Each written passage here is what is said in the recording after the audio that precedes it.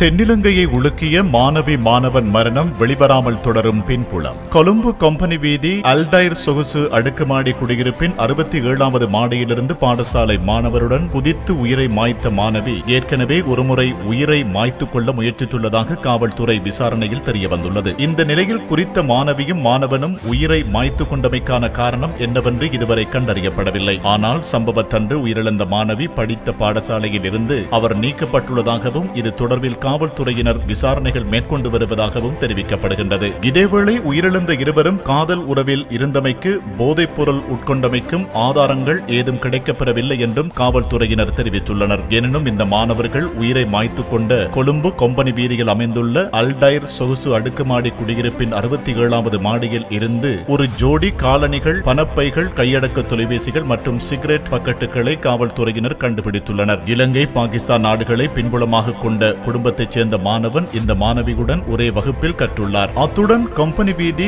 அல்டைர் சொகுசு அடுக்குமாடி குடியிருப்பில் உயிரிழந்த மாணவனின் தந்தைக்கு சொந்தமான ஒரு குடியிருப்பு இருந்துள்ளது. இந்த நிலையில் குடியிருப்பின் பாதுகாப்பு அதிகாரிகளுடன் தனது மகன் நண்பர்களுடன் வந்தால் நுழைய அனுமதிக்குமாறு ஏற்கனவே தந்தை கூறியுள்ளார். அதற்கமைய நேற்று முன்தினம் மாலை பாடசாலை முடிந்த இந்த மாணவியும் மாணவனும் முச்சக்கர வண்டியில் அடுக்குமாடி குடியிருப்புக்கு வந்தனர். அடுக்குமாடி கட்டடத்தின் 5வது மாடியில் உள்ள உடற்பயிற்சி மையத்தில் தங்கும் விடுதிக்கு சென்று பாடசாலை சீருடைகளை மாற்றி வேறு உடைகளை அணிந்து கொண்டு 67வது மாடிக்கு சென்றுள்ளனர். இதனைத் தொடர்ந்து 67வது மாடியில் இருந்து குதித்து உயிரை மாய்த்துக் கொண்டுள்ளனர்.